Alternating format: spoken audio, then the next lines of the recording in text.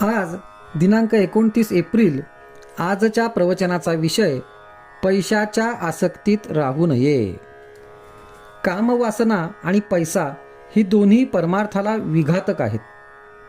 पण मला जर कोणी विचारले की त्यातल्या त्यात जास्त घातक कोणते ते सांगा, तर मी सांगेन की पैसा हा त्यातल्या त्यात परमार्थाला जास्त हानिकारक आहे.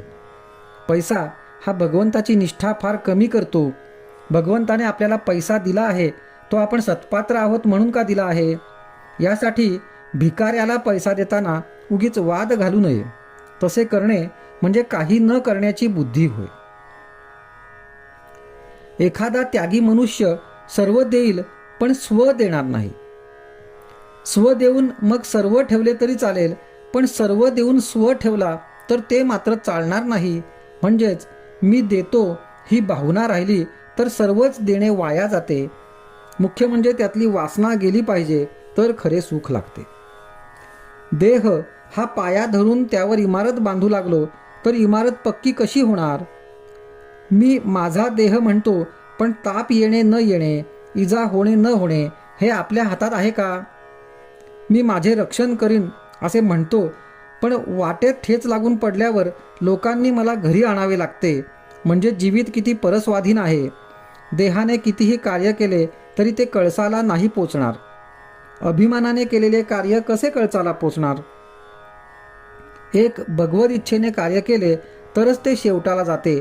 समर्थांनी देहबुद्धी नष्ट करून रामाचे अधिष्ठान ठेवून कार्य केले, म्हणून त्यांना एवढे कार्य करता आले.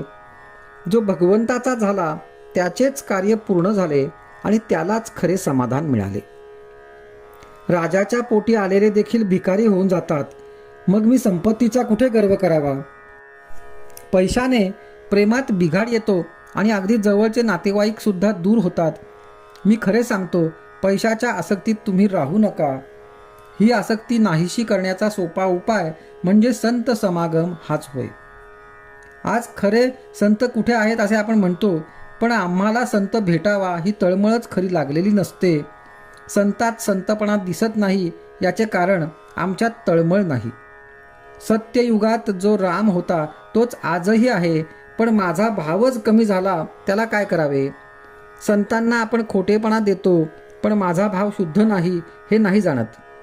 विषयात सुख आपल्या इच्छेप्रमाणे मिळत नाही म्हणून आपण संताकडे जातो, पण संताला अर्पण करून घेण्याकरिता किती जण संताकडे जातात? देवाकरिता देवाकडे जाणारे किती बरे निघतील? आजचा सुविचार. मनाने नेहमी मी रामाचा आहे ही भावना ठेवावी.